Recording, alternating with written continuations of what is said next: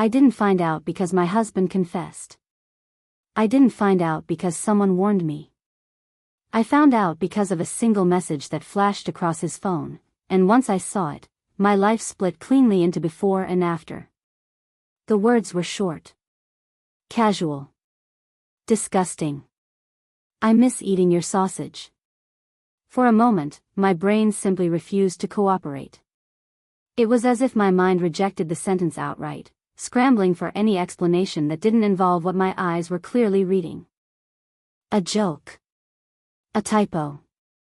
A message taken wildly out of context. Anything. Anything but the truth.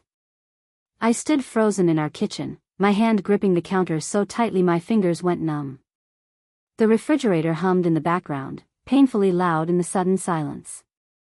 My heart slammed against my ribs, each beat heavier than the last, until I genuinely wondered if I might pass out right there on the tile floor. I told myself not to panic. I told myself I was overreacting. I told myself I hadn't really seen what I thought I'd seen. But I had. I looked again, just long enough for reality to settle in. And then I saw the name. Lily. My son's girlfriend.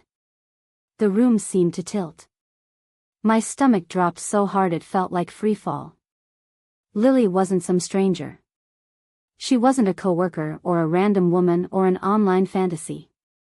She was a girl I had known for years. A girl who sat at my table, laughed with my children, hugged me hello. A girl I had defended, encouraged, protected. I'm a 41-year-old stay-at-home mom. I've been married to my husband, Mark, for nearly 20 years. He's 48 and works in finance, long hours, constant stress, always chasing the next deadline, the next deal, the next excuse for why he was too tired or too distracted to really see me. We have 2 children, Jake, our 18-year-old son, a high school senior, and Emma, our 15-year-old daughter. My kids are my entire world. Everything I've done for the last 2 decades has revolved around them. Jake especially, thoughtful, gentle, sensitive in a way that makes you both proud and terrified for how easily the world could hurt him. And Lily. Lily had been in our lives since she and Jake were freshmen. She was his first real love. The girl he talked about endlessly. The girl whose name came up at breakfast, at dinner, on car rides, in late-night conversations when he couldn't sleep.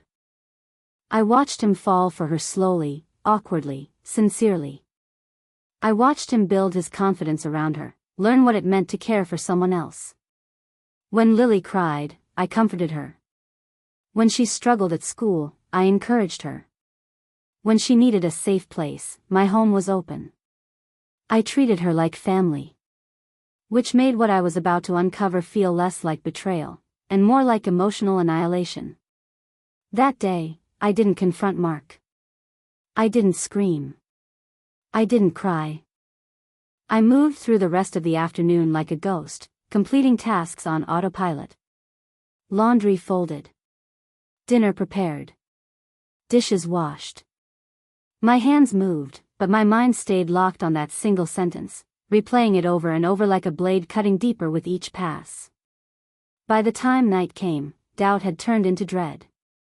Over the next few days, I started noticing things I had either ignored or explained away before. His phone never left his hand. He angled the screen away from me when he texted. He deleted messages constantly, compulsively, as if wiping evidence was as routine as brushing his teeth. I told myself not to snoop. I wanted so badly to believe I was wrong. But once a seed like that is planted, it grows fast, feeding on every strange look, every late night, every lie disguised as normalcy. I found the folder on his computer by accident. At least, that's what I told myself at first. Hundreds of files. BDSM porn. Categories I didn't recognize. Content I didn't know he was even interested in. Things he had never once mentioned to me in nearly 2 decades of marriage. The sheer volume was staggering. It wasn't curiosity. It wasn't occasional. It was obsession. My hands shook as I closed the folder, and then noticed something else. Saved photos. Lily's Instagram pictures. She was fully clothed in every one of them. Smiling. Standing with friends. Normal teenage photos. And yet my stomach churned harder than it had with the explicit material. Because these weren't fantasies pulled from the internet. These were images of a real girl. A girl who trusted him. A girl who trusted me. That was the moment I knew I wasn't imagining things. I started paying closer attention. Not aggressively searching, not rifling through his phone while he slept, just watching. Catching glimpses when he left his screen unlocked. Seeing notifications pop up and disappear. And every small discovery confirmed the truth I didn't want to face. The messages weren't just sexual. They were cruel. Mark didn't just want Lily. He wanted to humiliate me with her. He took the insecurities I had confided in him over the years, my body, my aging, my self-doubt, and turned them into jokes for their shared amusement. She tried to wear that dress last night, he wrote once. Looked like a sausage about to burst. Lily replied with laughing emojis. Another time. Living with her is like slow motion. You deserve someone who can keep up with you, Lily wrote back. They laughed about me. About my body. My intelligence. My life. They bonded over tearing me apart as if I weren't a person at all, just an obstacle, a punchline, something in the way. Sitting there, holding his phone, my hands trembling, I felt myself shrinking. With every message, I became smaller. Less real. Less human. As if the years I spent loving him, supporting him, building a family meant nothing at all. I looked up at the family photos on our wall, birthdays, holidays, vacations, smiles frozen in time. Proof of a life I thought was real. And in that moment, something inside me broke. Because I realized the man smiling in those pictures didn't exist. And whatever had replaced him had already crossed a line that could never be uncrossed. Once you see something like that, you don't go back to normal. You can pretend. You can smile at dinner. You can answer, "How was your day?" and sound almost convincing. But inside, you're split open, half of you moving through the house like a wife and mother, and the other half watching your own life collapse in slow motion. I started replaying the last few months like a detective who didn't want to be right.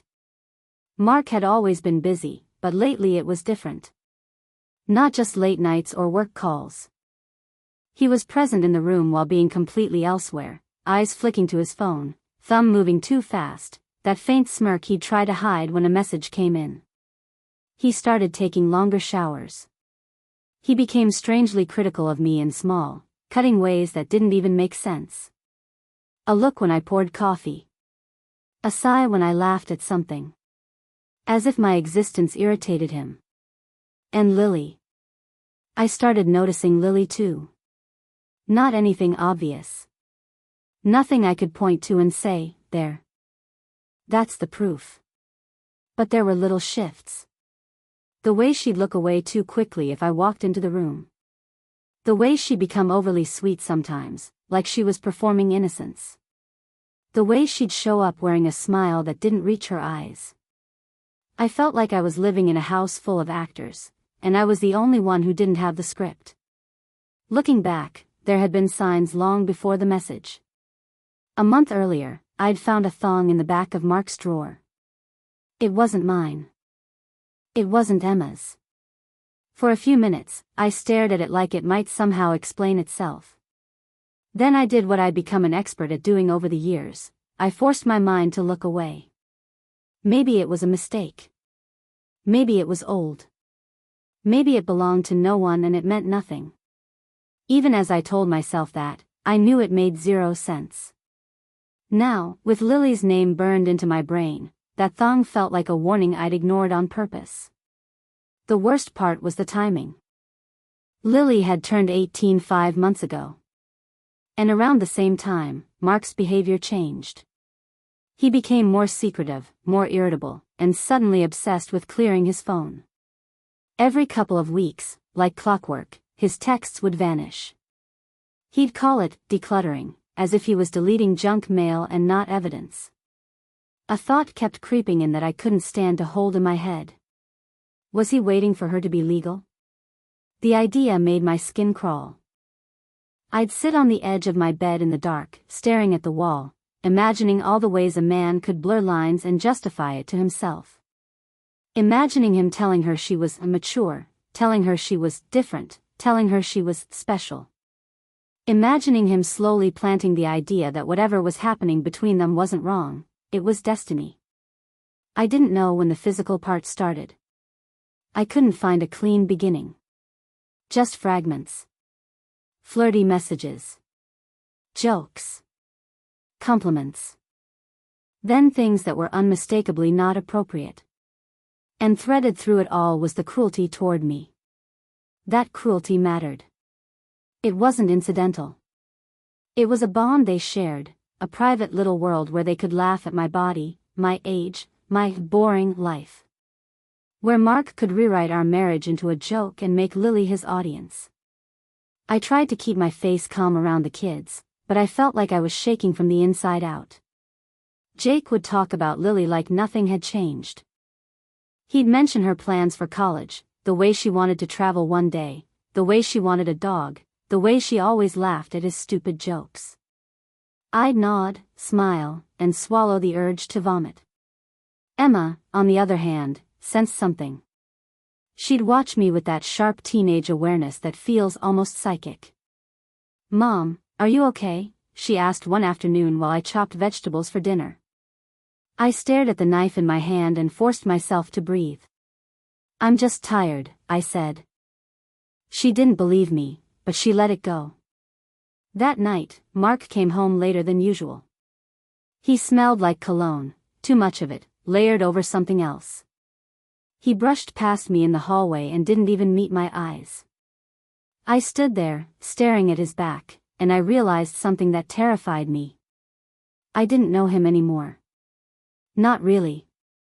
The man who used to laugh with our kids, the man who used to fall asleep on the couch with a movie still playing, the man who used to squeeze my hand at weddings and whisper something stupid in my ear, he was gone. In his place was someone who could look at our family and still choose to betray us, and then mock me for it. I knew I needed to act. But the moment I imagined confronting him, my mind hit a wall. Because confronting him meant detonating everything. It meant telling Jake that his girlfriend, his first love, had been involved with his father. It meant watching the light go out in my son's eyes. It meant changing his entire understanding of love, trust, and safety in one conversation. And I couldn't bear the thought of causing that kind of damage. But the truth was, the damage had already been done. I was just the last person to accept it. So I did the only thing that felt remotely intelligent. I started gathering evidence. Screenshots. Whatever iCloud would give me. Notes of dates and times when Mark disappeared into another room to take calls. Photos of what I found on his computer. I checked his email when I could, just enough to confirm what my gut already knew. Dating apps. Not one. Multiple. Profiles set to women aged 18 to 22. Message threads. Matches. Conversations that made my stomach turn, not because of graphic details, but because of the coldness of it. The ease. The routine. The way he moved through women like they were disposable. He wasn't having an affair. He was living a double life. And that made Lily's involvement even worse, because it meant she wasn't some grand exception. She was part of a pattern. I found receipts too, payments, subscriptions, charges that didn't belong to our normal life. Money I thought was going toward bills or savings quietly leaking into secret corners of the internet. I searched the house when he wasn't home. Every drawer. Every box. Every place a man could hide a private life. What I found wasn't just shocking, it was chilling. Blindfolds. Cuffs. Lubricants. Toys. Things I'd never seen before in our marriage. Things he never once asked me about. Things he kept hidden while he treated me like I was the problem. I sat on the floor of our bedroom closet, holding evidence in my hands, and I felt like the air had been sucked out of the room. Then I did something I should have done sooner. I called my brother. My brother didn't gasp or hesitate or ask if I was sure. He went quiet for a few seconds, like he was controlling his own anger, and then he said, "Bring the kids here. Now." He connected me to a lawyer the next morning, a tough, no-nonsense man who sounded like he'd eaten situations like this for breakfast and asked for seconds. "Don't confront him alone," the lawyer told me. "Don't warn him. Collect what you can. Keep yourself and your kids safe." Safe. That word landed in my chest like a weight. Because until that moment, even with everything I'd seen, a small part of me still believed this was just betrayal. But safety made it real in a different way. It made me look at Mark's face in my mind and ask a question I never thought I'd ask about my own husband. What is he capable of when he's cornered? I didn't wait. That afternoon, I picked up Jake and Emma from school. I kept my voice steady as I told them we were going to my brother's for a few days. Both of them felt it immediately, the way kids sense an earthquake before the ground actually shakes. Emma narrowed her eyes.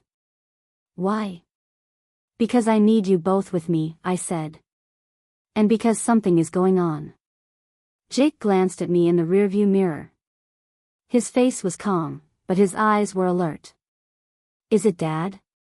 I swallowed. "Yes," I said, and my voice cracked despite everything I tried to hold in. At my brother's house in Asheville, I sat them down on the couch.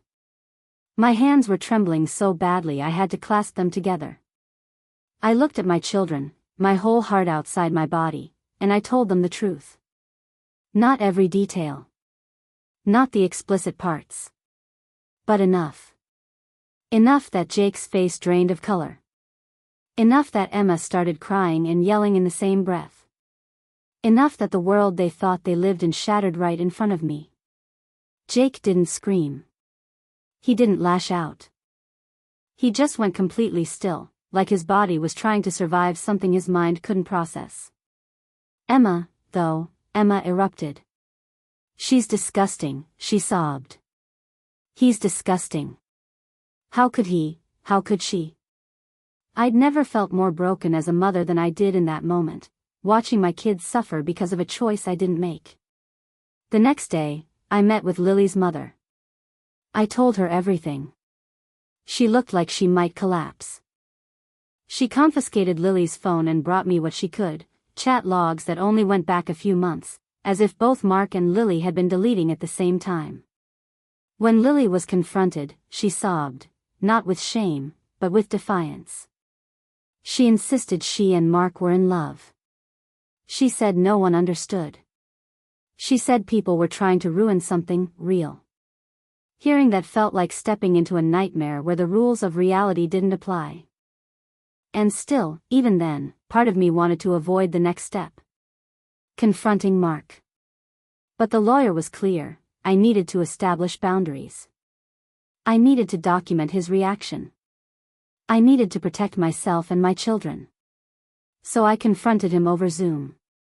The moment his face popped onto the screen, my stomach turned. He looked flushed. Sweaty. His eyes were wide and wild, darting around before they locked onto the camera. He didn't look guilty. He looked panicked. I tried to speak calmly. "Mark, we need to talk about what's been going on." He cut me off instantly. "Context," he barked. "You don't understand the context." His voice shook, not with remorse, but with rage barely held in. He kept repeating the word like it could erase reality. "Mark," I said, forcing my voice to stay steady, "I've seen the messages. Between you and Lily." His face went red. "None of that happened," he snapped. "You're making things up." "I have screenshots," I said. We need to talk about how we're going to handle this with the kids. That's when he exploded. You have no right to take my kids away from me, he shouted, slamming his fist on the desk so hard the camera shook.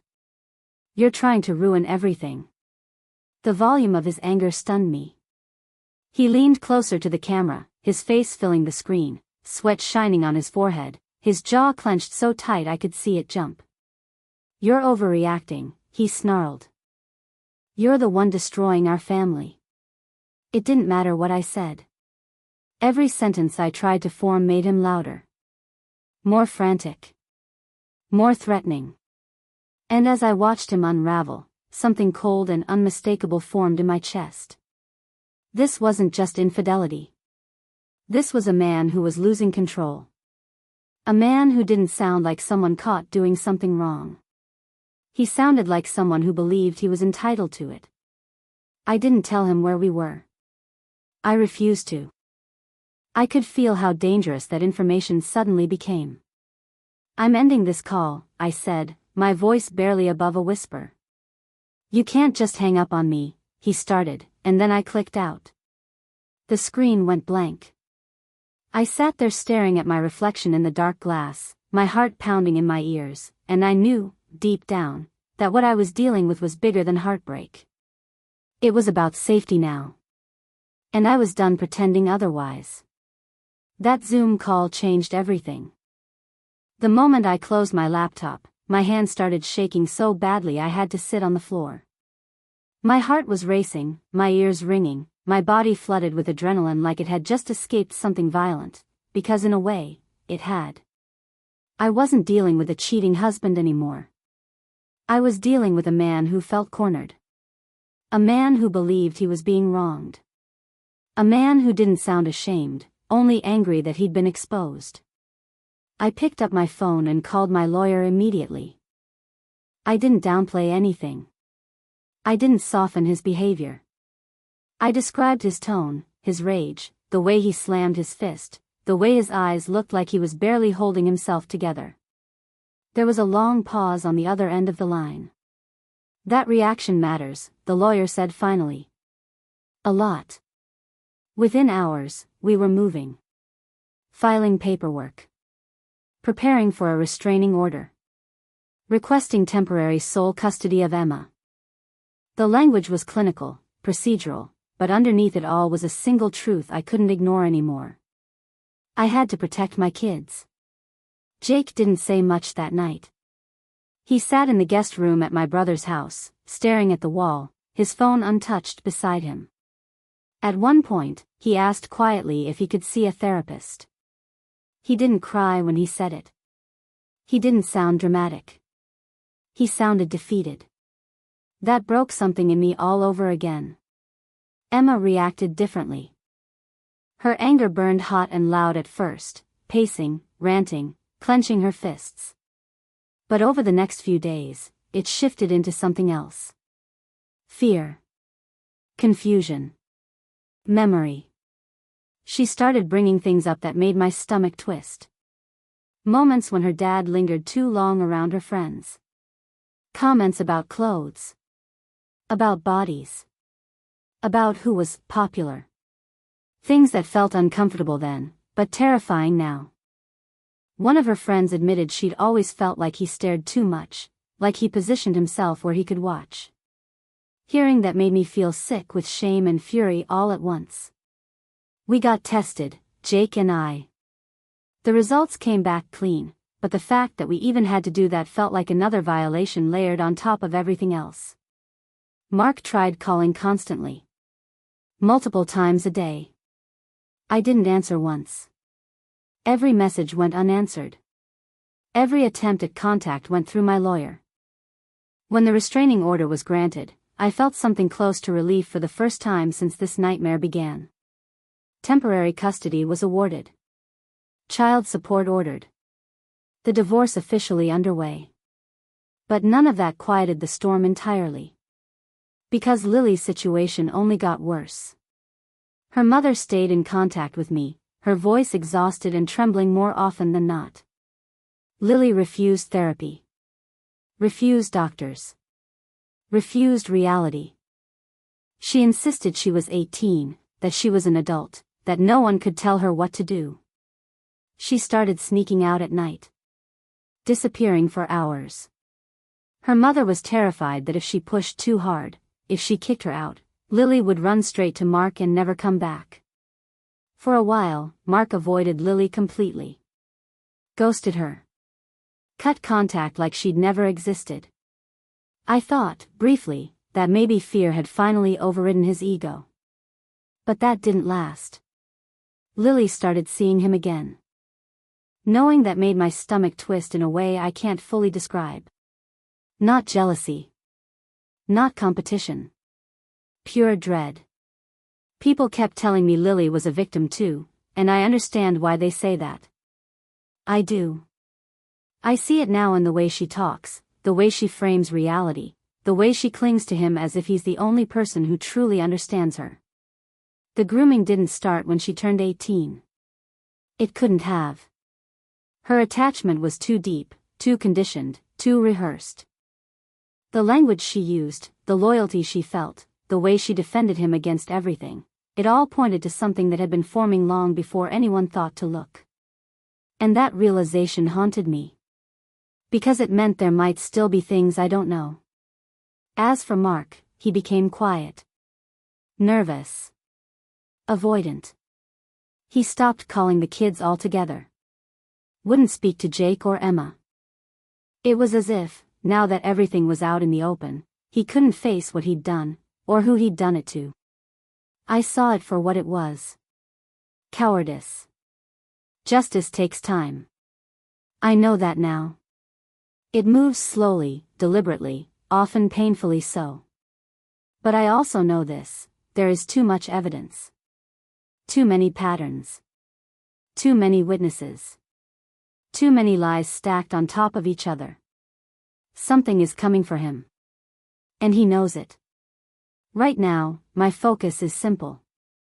My children. Their healing. Their safety. And myself.